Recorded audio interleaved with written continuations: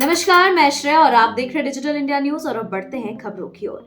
बंगाल में मचे बवाल पर इसी ने क्या कहा। पश्चिम बंगाल में अगले साल विधानसभा चुनाव होने हैं, उससे पहले वहां दिल्ली और महाराष्ट्र की ही तरह मतदाता सूची पर बवाल हो रहा है। राज्य की सत्ताधारी तृणमूल कांग्रेस पार्टी ने इस मुद्दे को जोर शोर से उठाना शुरू कर दिया है। इस बीच चुनाव आयोग ने सभी तरह की विसंगतियों को दूर करने का भरोसा दिलाया। साथ ही आयोग ने एक ही एपिक पर 2 मतदाताओं के नाम पर भी सफाई दी है। किस मामले में फंसी है सेबी की पूर्व अध्यक्ष माधवी बुच।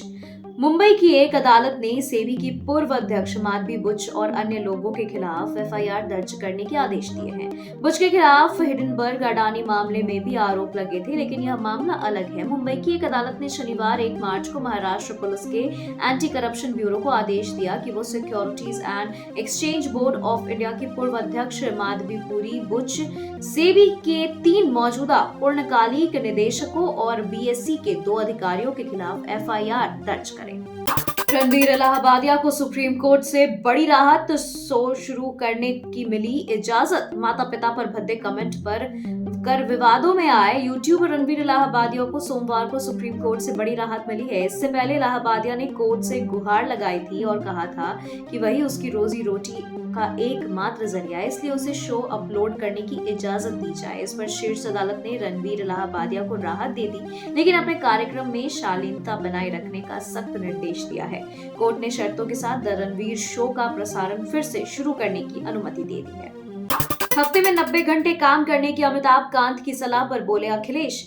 नीति आयोग के पूर्व सीईओ अमिताभ कांत की हफ्ते में 90 घंटे काम करने की सलाह पर समाजवादी पार्टी के राष्ट्रीय अध्यक्ष और यूपी के पूर्व मुख्यमंत्री अखिलेश यादव ने तंज कसा है। उन्होंने सोशल मीडिया प्लेटफॉर्म एक्स पर बिना किसी का नाम लिए इस पर अपनी प्रतिक्रिया दी है। अखिलेश यादव ने लिखा, जो लोग एम्प्लॉयज को 90 घंटे काम करने की सलाह दे रहे हैं, कहीं वो इंसान की जगह रोबोट की बात तो नहीं कर रहे, क्योंकि इंसान तो जज्बात और परिवार के साथ जीना चाहता है।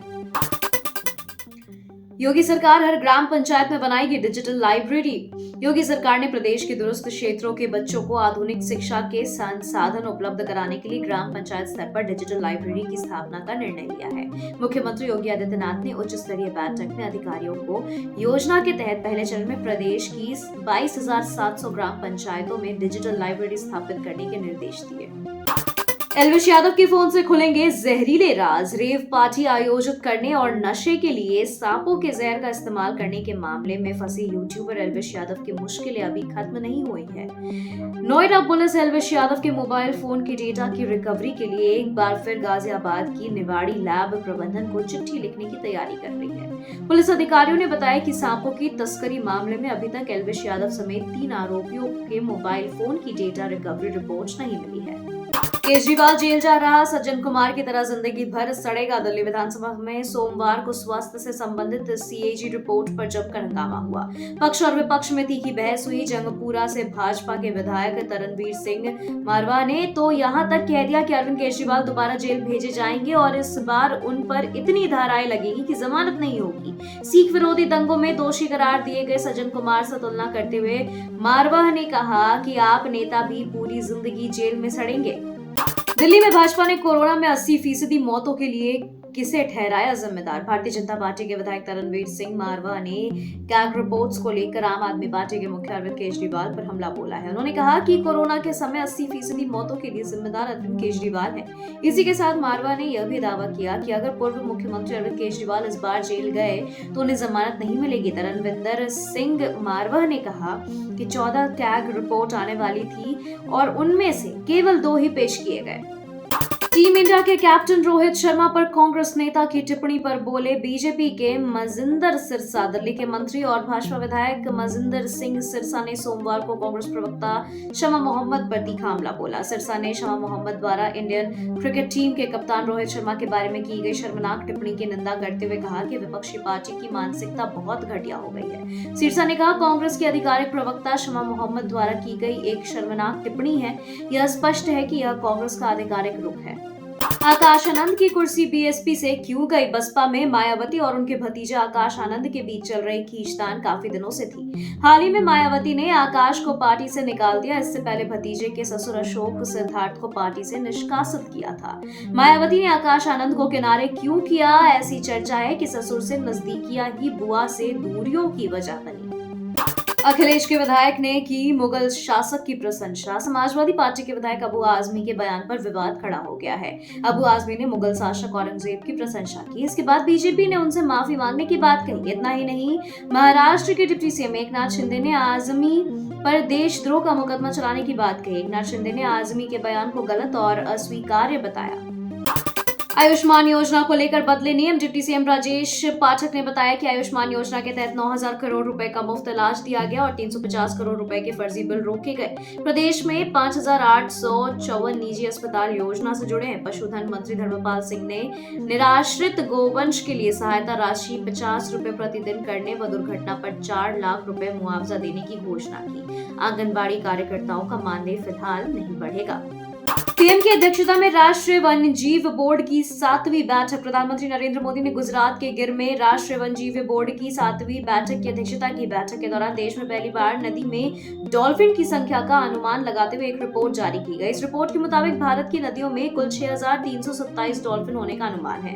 प्रधानमंत्री ने जूनागढ़ में वन्य जीवों के लिए राष्ट्रीय रेफरल केंद्र की आधारशिला भी रखी। उन्होंने कोयम्बटूर के SSCON में मानव वाणिज्य संघर्ष से निपटने के लिए उत्कृष्टता केंद्र की स्थापना का ऐलान किया। दूसरी श्वेत क्रांति की दिशा में बढ़ा देश। केंद्रीय सहकारिता मंत्री अमित शाह ने राष्ट्रीय डेयरी विकास बोर्ड की भूमिका और आने वाले दिनों में बायोगैस उत्पादन बढ़ाने पर जोर दिया। उन्होंने कहा कि NDDB गोबर के बायोगैस उत्पादन के 3 मॉडलों को अगले 3 साल में कम से कम 250 जिला डेयरी सहकारी समितियों में लागू करने की जरूरत है। शाह ने 15 राज्यों के बीच समझौते का जिक्र करते हुए कहा कि जकारियापुरा मॉडल, बसान कंठा मॉडल और वाराणसी मॉडल के आधार पर बायोगैस उत्पादन बढ़ाने का प्रयास किए जाने की दिशा में पहल होनी चाहिए। बिहार के सभी निबंधन कार्यालय होंगे पेपरलेस। बिहार विधानसभा में सोमवार को राज्य के डिप्टी सीएम सह वित्त मंत्री सम्राट चौधरी ने वित्त वर्ष 2025 और 26 के लिए बजट पेश किया। बजट में डिजिटल बदलाव की ओर कदम बढ़ाते हुए सम्राट चौधरी ने घोषणा की कि 2025 से 26 तक राज्य के सभी निबंधन कार्यालय पेपरलेस हो जाएंगे, जिसके बाद लोगों को जमीन की रजिस्ट्री कराने में कागजी कार्रवाई से राहत मिलेगी और सभी कागजी कार्य को डिजिटल रूप में परिवर्तित किया जाएगा। तेजस्वी ने बिहार के बजट को बताया बेकार। बिहार विधानसभा में अगले वित्त वर्ष 2025 से 26 का बजट पेश किया गया। बिहार के वित्त मंत्री सम्राट चौधरी ने दूसरी बार राज्य का बजट पेश किया। बिहार विधानसभा के नेता प्रतिपक्ष तेजस्वी यादव ने इस बजट को बेकार बताया। तेजस्वी यादव ने कहा कि यह बिहार के हित में नहीं है। सत्ता में बैठे लोगों को बिहार की तरक्की कैसे हो, इसकी चिंता नहीं है। बिहार बजट पर बोले नित्यानंद राय। बिहार विधानसभा में सोमवार 3 मार्च को सम्राट चौधरी ने वित्त वर्ष 2025 से 26 का बजट पेश किया। इस बार 3,17,000 करोड़ रुपए का बजट पेश किया गया है। केंद्रीय गृह राज्य मंत्री नित्यानंद राय ने बिहार के बजट पर कहा कि विकास और जन कल्याण उन्मुखी एनडीए सरकार का यह बजट है। उन्होंने कहा कि देश के प्रधानमंत्री नरेंद्र मोदी के विकसित भारत 2047 संकल्प को साकार करने में बड़ा योगदान देने वाला यह बजट है। बीजेपी के पास सीएम फेस नहीं, नीतीश के बिना कोई हैसियत नहीं, बोले पप्पू यादव। सीएम फेस को लेकर एनडीए में चल रही चर्चा के बीच पूर्णिया से निर्दलीय सांसद पप्पू यादव ने भाजपा पर निशाना साधा। उन्होंने कहा कि नीतीश कुमार के बिना बीजेपी की कोई हैसियत नहीं है, ना कोई औकात है। मुख्यमंत्री पद के लिए एनडीए में नीतीश कुमार से अच्छा कोई हो ही नहीं सकता। साथ पूर्णिया सांसद ने यह भी कहा कि बीजेपी को सिर्फ कांग्रेस ही हरा सकती है। हेमंत के बजट पर ये क्या बोल गए चंपा। हेमंत सरकार ने 3 मार्च को वित्त वर्ष 2025 से 26 के लिए बजट पेश किया। बजट को लेकर अब विपक्ष ने सरकार को घेरा। हेमंत सोरेन के पूर्व साथी चंपई सोरेन ने बजट को पूरी तरह से खोखला करार दिया है। उन्होंने कहा कि यह एक दिशाहीन बजट है जिसमें राज्य के आदिवासियों, मूलवासियों, किसानों, मजदूरों एवं युवाओं के लिए कुछ भी नहीं है। अब तो बजट भी आ गया। मैया सम्मान योजना की किस्त कब आएगी? सरकार ने दिया अपडेट। सोमवार को विधानसभा में बजट पेश होने के बाद मीडिया से रूबरू वित्त मंत्री होते हुए राधाकृष्ण किशोर ने कहा कि वे इसका भरोसा दिलाते हैं। कांग्रेस ने चुनाव घोषणा पत्र में इसकी घोषणा की है। मैया सम्मान योजना की राशि के संबंध में उन्होंने कहा कि कुछ तकनीकी कारणों से देरी हो रही है, लेकिन जल्द ही यह राशि लाभुकों के खाते में चली जाएगी। रमजान में इजराइल की सख्ती, गाजा में आपूर्ति रोकी, हमास ने सौदा ठुकराया। इजराइल ने रमजान के दौरान गाजा में जरूरी सामान की आपूर्ति रोक दी है, जिससे वह रह रहे फिलिस्तीनी परेशान हो रहे। बंधक समझौते का पहला चरण खत्म होने के बाद हमास ने विटकॉफ प्रस्ताव को ठुकरा दिया, जो चरणबद्ध युद्ध विराम पर वार्ता का प्रस्ताव था। इसके जवाब में इजराइल ने गाजा में 4 फिलिस्तीनियों को मार गिराया। इजरायली सेना ने दावा किया कि वे संदिग्ध गतिविधियों में शामिल थे और विस्फोटक लगा रहे थे। ट्रंप का यूक्रेन पर तंज, बोले पुतिन नहीं अमेरिका की समस्याओं पर ध्यान दे। यूक्रेन को मदद दे रहे यूरोपीय देशों पर डोनाल्ड ट्रंप ने निशाना साधा। उन्होंने कहा कि अमेरिका को पुतिन पर कम और अपने देश की असली समस्याओं पर ज्यादा ध्यान देना चाहिए, ताकि हालात यूरोप जैसे ना हो। ट्रंप की यह टिप्पणी ब्रिटेन के पीएम कीर स्टारमर द्वारा यूक्रेन को अरबों डॉलर की मदद देने के ऐलान के बाद आई। ट्रंप ने अवैध प्रवास, अपराध और ड्रग्स को अमेरिका की बड़ी चुनौतियां बताई। यूरोप से यूक्रेन को समर्थक ट्रंप से फिल मिल सकते हैं। जेलेंस्की ओवल हाउस में डोनाल्ड ट्रंप से तकरार के बाद यूक्रेनी राष्ट्रपति जेलेंस्की यूके पहुंचे, जहां यूरोपीय देशों ने यूक्रेन युद्ध विराम पर चर्चा की। ब्रिटेन और फ्रांस युद्ध विराम योजना पर काम करने को तैयार है। जेलेंस्की ने अमेरिका से संबंध मजबूत रखने की बात कही और संकेत दिया कि ट्रंप बुलाते हैं तो वे मिलने जाएंगे। उन्होंने यूरोप के समर्थन को अहम बताया और शांति के लिए सुरक्षा गारंटी की जरूरत पर जोर दिया। जेलेंस्की को यूरोप का सहारा, ब्रिटेन और फ्रांस ने कर दिया बड़ा वादा। डोनाल्ड ट्रंप से तीखी बहस के बाद यूरोपीय देश यूक्रेन के समर्थन में आ गए हैं। ब्रिटेन और फ्रांस युद्ध विराम योजना पर काम कर रहे हैं, जबकि ब्रिटिश पीएम कीर स्टारमर ने यूक्रेन को 1.6 अरब पाउंड की रक्षा मिसाइलें देने का ऐलान किया। ट्रंप के रुख के चलते अमेरिका की रूस के करीब जाने की आशंका थी, लेकिन अब यूरोप इसे रोकने और अमेरिका को साथ लाने की कोशिश में जुटा है। कनाडा के नए वीजा नियम, वर्क और स्टडी परमिट, भारतीय छात्रों और कामगारों पर संकट। कनाडा में वीजा नियम सख्त कर दिए हैं, जिससे भारतीय छात्रों और कामगारों पर असर पड़ेगा। नए नियमों के तहत सीमा अधिकारियों को स्टडी और वर्क परमिट रद्द करने का अधिकार मिल सकता है। यदि अधिकारियों को संदेह हो कि कोई व्यक्ति तय अवधि के बाद कनाडा नहीं छोड़ेगा, तो उसका वीजा रद्द किया जा सकता है। इस बदलाव से 4.27 लाख भारतीयों को प्रभावित हो सकते हैं। खबरों के सिलसिलों में फिलहाल इतना ही। बने रहे डिजिटल इंडिया न्यूज के साथ। नमस्कार।